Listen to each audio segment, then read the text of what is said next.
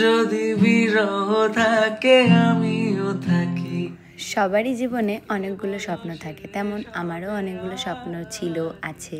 তো তার মধ্যেই একটা স্বপ্ন আজ আমার পূরণ হচ্ছে, সেটা হচ্ছে আমার স্টুডিওর আজ পুজো।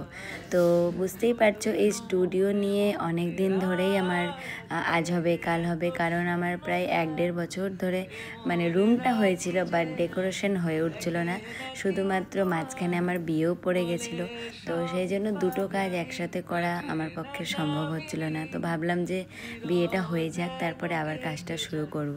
তো সেইভাবেই আবার কাজ শুরু হয়েছে, কাজ কমপ্লিট হয়েছে, তো আজকে সেটারই পুজো। আমি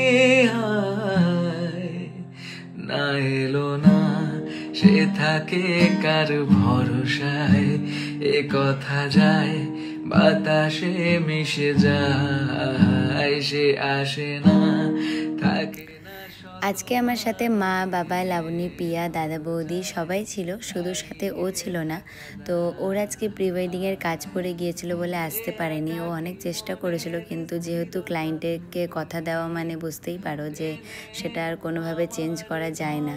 তো সেজন্য আমি এখানে একাই ছিলাম। তো যতই হোক, তো এইসব মানুষগুলো যদি আমার পাশে না থাকতো তাহলে আমি একাতে এত কিছু করতে পারতাম না। সবাই ভীষণভাবে আমাকে সাপোর্ট করে।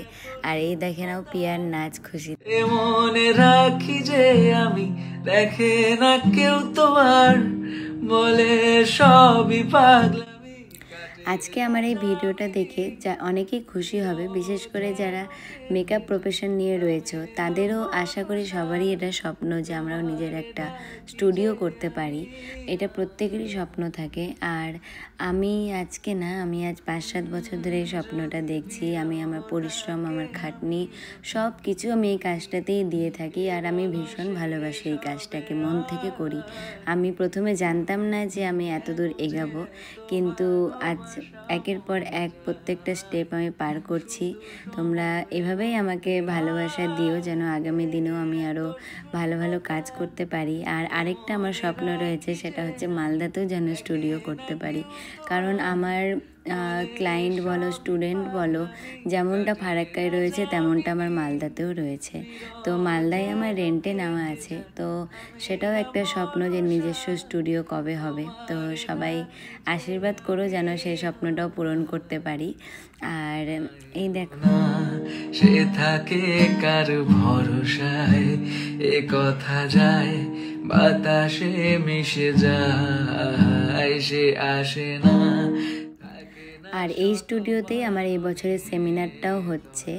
আমি এর আগে 2বার সেমিনার করিয়েছিলাম, সেটা মালদাতে হয়েছিল, কিন্তু এইবার আমি আমার এই নতুন স্টুডিওতেই করছি। মানে আমার মন থেকে খুব ভালো লাগে যে সবাই আমার এখানে আসবে, সেটা ভেবেই আমি করেছি। আর এখানে রীত দেখো কত খুশি।